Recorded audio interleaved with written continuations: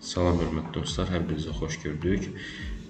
Keçən dərsimizdə biz xətti reqressiya modeli haqqında danışdıq, onun deməli komponentləri haqqında danışdıq. Bu dərsdə həmin dərsin davamı olaraq biraz da geniş məlumat verməyə çalışacağam və intuisiyasını izah etməyə çalışacağam. Yavaş-yavaş biz deməli slayd üzərindən gedəcəyik, bəzi şeyləri mən izah edəcəm, həmçinin yazı taxtasında bəzi şeyləri izah edəcəm ki, sizin üçün aydın olsun. Keçən dərsdə də izah etdiyim kimi, mən xətti reqressiya modeli, yəni öz deyək ki, başlanğıcını orta məktəb kursundan da bildiyimiz kimi xətti funksiya oradan götürür. Deyək ki, məsələn, kx üstə gəlsin b funksiyası bizim nədir? Xətti funksiyamızdır burada bizim. Buna misal olaraq, məsələn, biz belə bir misal göstərə bilərik. Deyək ki, məsələn, fx bərabərdir, yəni buradakı y-dən söhbət gedir əlbəttə ki, fx bərabərdir. Deyək ki, 3x üstə gəlsin 5. Belə bir funksiyamız var, tamam mı? 3x üstə gəlsin 5 funksiyası, deyək ki, buna müəyyən bir qiymətlər versək, belə bir bizim cədvəlimiz alınacaq. Formada belə göstərsək, bizim cədvəlimiz alınacaq. Əgər x-in qiyməti 0 olarsa, y-in qiyməti onda bizdə 5 olacaq. X-in qiyməti 1 olarsa, y-in qiyməti 8 olacaq. X-in qiyməti 2 olarsa, y-in qiyməti burada isə deməli 6, 5, 11 olacaq. Məsələn, bu formada biz qiymətləri verməklə y-in qiymətlərini formalaşdırmış olacaq. Lakin bunu bir qrafik olaraq təsvir edəsi olsa, bu formada qrafik olaraq təsvir edəsi olsa, x və y arasındakı münasibəti təsvir edəsi olsa, x-in hər hansı bir qiymətini götürsək ki, məsələn, x-in 0 nöqtəsində aldığı qiymətin y-in hansı qiymətinə uyğun gəlir? Deyək ki, məsələn, y-in buradakı bir 5 qiymətinə uyğun gəlir. Tamam mı? Burada bunu başqa rəngdə də qeyd edə bilərik. Belə bir qiymətin uyğun gəlir. X-in deyək ki, məsələn, bir qiymətində x-in bir qiymət, y-in aldığı qiymət deyək ki, bu da 8 qiymətidir. Bu da bura düşür. Artıq iki nöqtəni bilməklə, iki nöqtənin arasındakı bilməklə buradan bir düz xətti biz rahat şəkildə keçirə bilərik. Bizim bu funksiyamız bizim necə adlanır? Y bərabərdir 3x üstə gəlsin 5 funksiyasıdır. Və burada vacib olan məqam ondan ibarətdir ki, deməli, x-dəki dəyişənin y-ə təsiri və burada vacib olan məqam budur.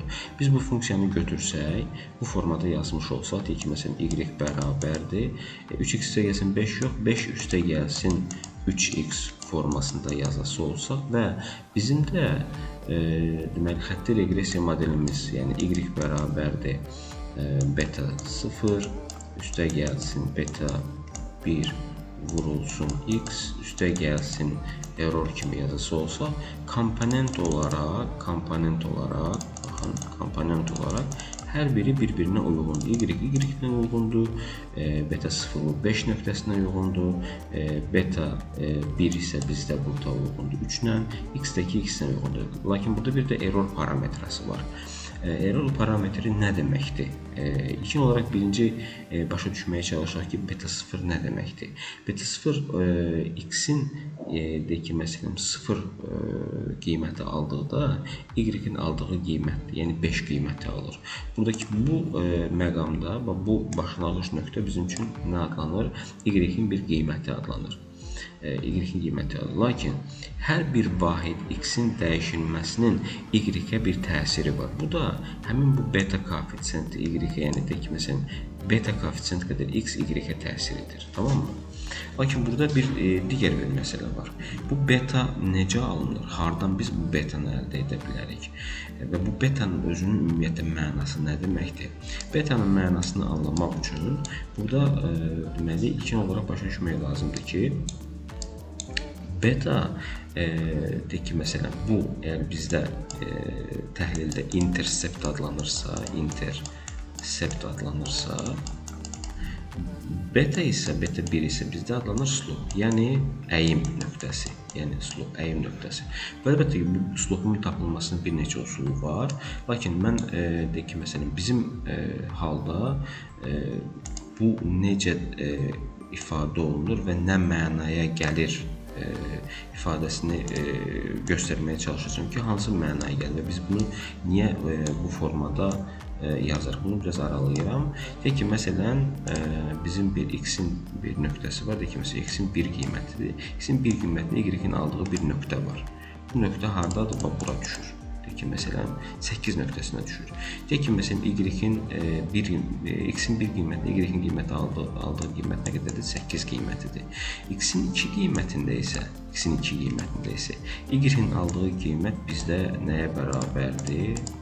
Deməli, 11-ə bərabərdir. Yəni, x-in müəyyən bir vahid dəyişməsi, yəni buradan bura qədər dəyişməsinin y-dəki əmələ gətirdiyi dəyişim. Yəni, bunu biraz belə bu formada verəcəm indi. Y-dəki dəyişimə təsiri. Biz bunu necə adlandırırıq? Deyək ki, məsələn, bir vahid dəyişiklik və buradan bura qədər olan dəyişiklik, bir vahid dəyişiklik x-də, y-də neçə vahid dəyişiklik əmələ gətirir? 3 vahid dəyişiklik əmələ gətirir. İndi və buradakı məsələləri biraz bunu genişləndirməyə çalışacağım. Deməli, okey, qalsın, ev yoxdur. Buradakı dəyişikliyə fikir versək və buradakıları pozsa, buradan, deməli, gəlin, mən buradan pozum, 2-ni pozuram, 1-i pozuram, 11-i və 8-i pozuram. Və burada başa düşməyə çalışaq. Yəni, biraz geniş formada göstərəcəm ki, sizə aydın olsun. Bu hissələri də silirəm buradan. Bunlara bizim ehtiyacımız yoxdur. Demək, deyək ki, x-in bir qiyməti var. Bu x n çıxılsın 1-dir. X-in bir də digər nöqtədə qiyməti var. x n qiymətidir. x-n-dən x-n çıxılsın 1-ə qədər olan məsafə var. x-n-dən x-n 1-ə qədər olan məsafə var. Gəlin, bu məsafəni buradan çəkməyə çalışaq. Bura qədər olan məsafədir. Bu dəyişiklik y-də nə dəyişikliyi əmələ gətirir? Yəni, buradan bura qədər olan bir dəyişikliyi əmələ gətirir. Buradan bura qədər olan bir dəyişikliyi əmələ gətirir. Bu mavi xətti biraz da uzatmaya çalışacağım ki, yəni bizim üçün aydın olsun.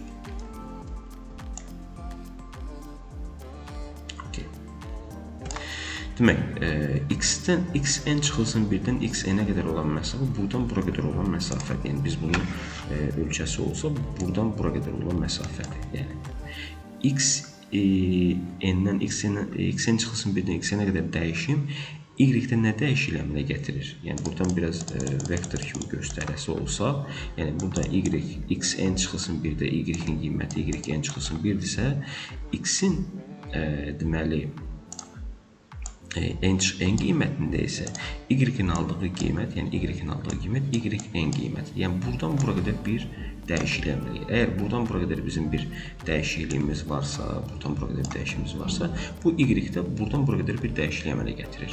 Yaxşı, bəs beta parametri, yəni bu beta bir parametri, buradakı bir parametri nəyi bildirir? Və buradakı, baxın, bu buradakı bucağı bildirir. Bu bucaq da tangens bucağıdır. Tangens bucağı nə deməkdir? Bucağın qarşısındakı tərəfin qonşu tərəfinə nisbətidir. İndi baxaq. Deməli, əgər biz bu beta slopunu, yəni beta koefisiyenti tapmaq istəyirsə, onda beta koefisiyent bərabərdir.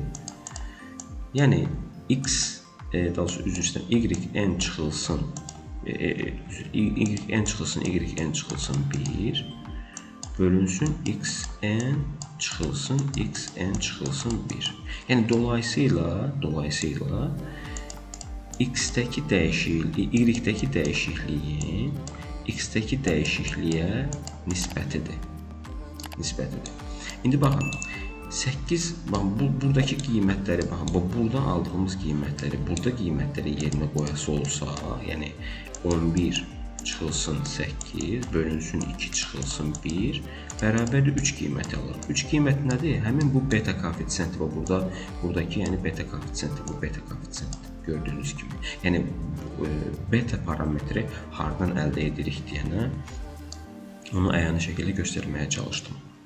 Yaxşı, bəs indi burada biz başa düşdük ki, slope nə deməkdir, intercept nə deməkdir. Bu aydın oldu bizə. Lakin bir digər məsələ, gəlin buradan bir dəfə izah edim. Bizim reqressiya modelində, yəni bir dəfə reqressiya modelini yazıram. Y bərabərdir beta 0 üstə gəlsin, beta 1 vurulsun, x üstə gəlsin, error. Okey. İndi bunu qrafik olaraq göstərməyə çalışaq bir daha göstərməyə çalışaq. Okey. Demək, bizim x-imiz var və y-imiz var.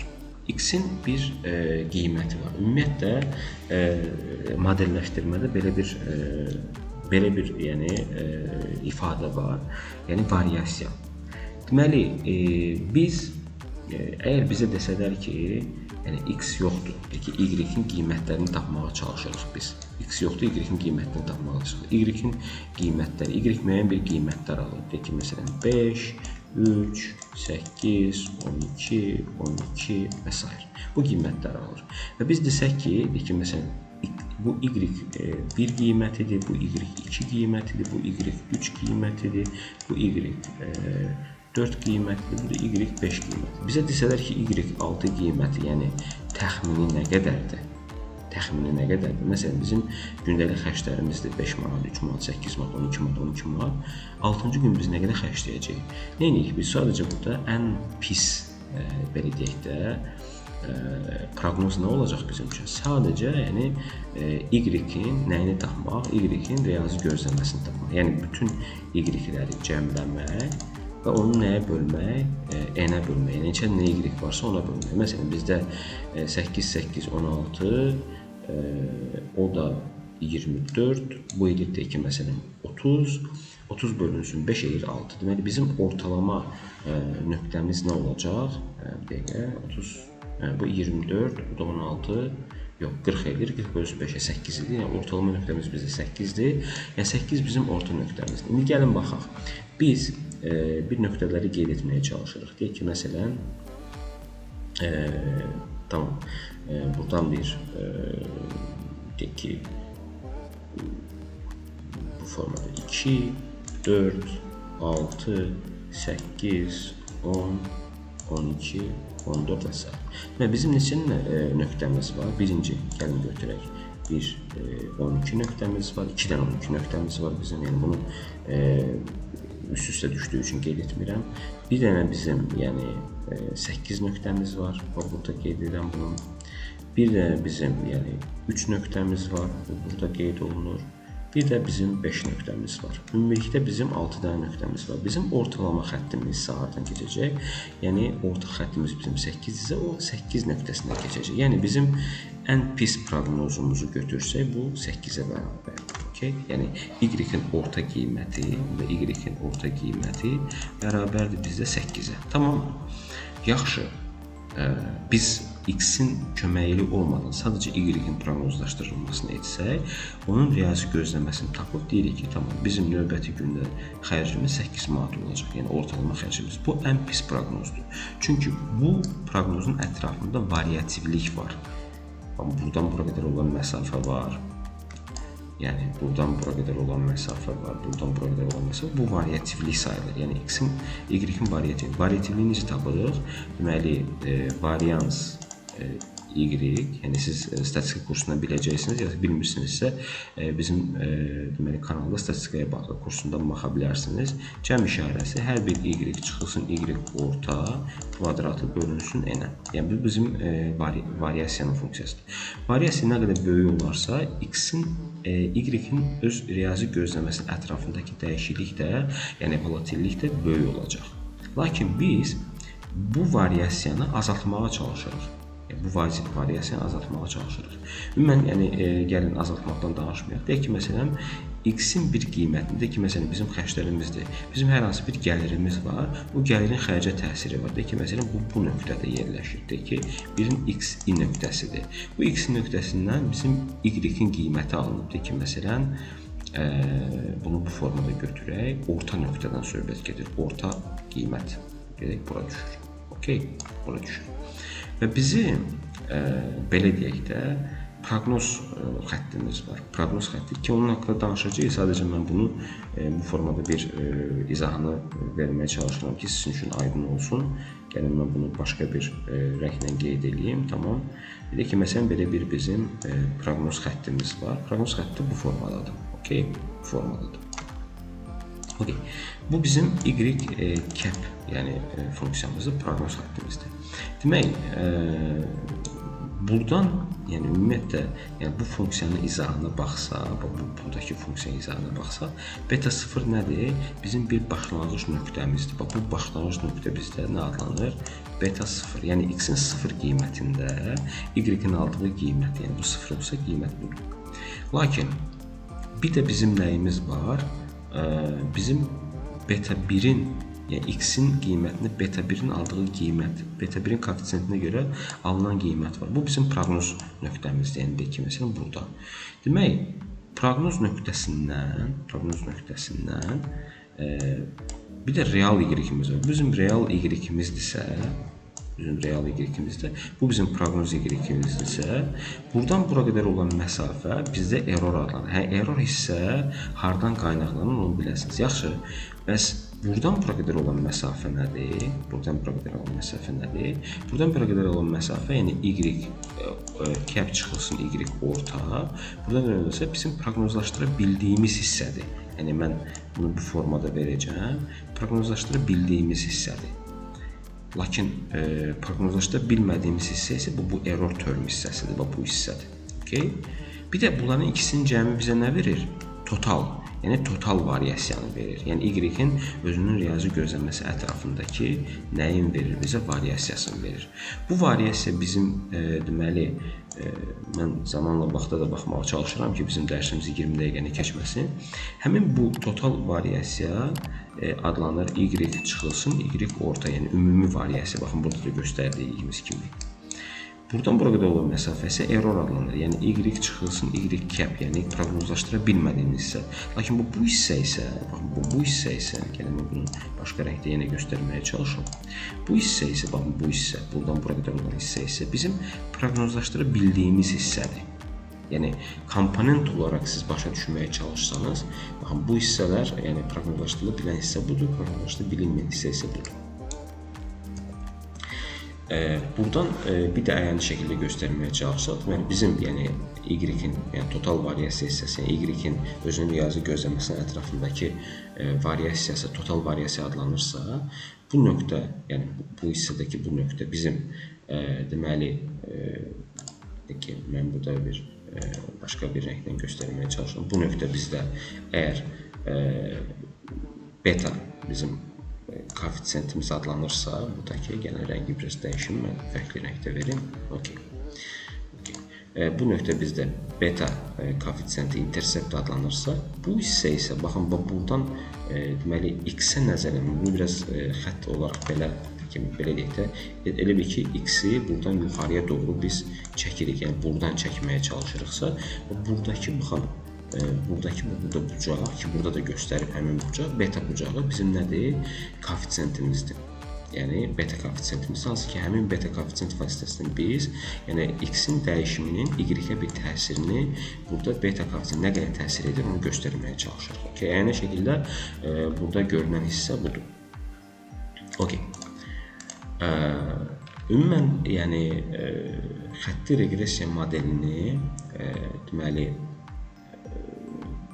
prediction, belə deyək də, onu proqnozlaşdırarkən, proqnozlaşdırma modeli bu formadadır. Yəni y cap, yəni proqnoz y bərabərdir beta 0 koeffisiyentinin, yəni belə deyək də, qiymətləndirilmiş beta 0 qiyməti B1 koeffisiyentinin isə beta 1 koeffisiyentinin bir qiymətləndirilmiş B1 qiyməti və bir də x qiyməti. Özünüz gördüyünüz kimi burada error terimi yoxdur. Yəni error isə, yəni deməli xətaların payı yoxdur burada. Çünki biz xətanı yox, xətadan nə qədər qoparda biliriksə odur. Yəni ümumiyyətlə buradan baxası olsaq, əsdə qalanda buradan bura qədər olan hissə, baxın, buradan bura qədər olan hissə ümumi hamısı xəta sayılır əsdə qalanda. Bu xətadan müəyyən qədər hissə qalır.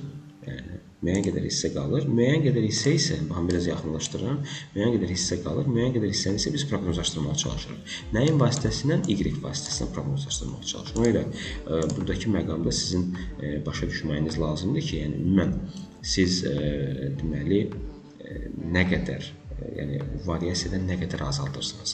R kvadrat, R square deyirlər də determinasiya əmsalını izah edir ki, mən bu haqqında məlumat verəcəm, lakin hələ ki biz bununla kifayətlənirik. Bu model bizdə nə adlanır? Deməli, xətti reqressiya modelinin qiymətləndirilmiş, daha doğrusu estimated deyirlər də buna qiymət.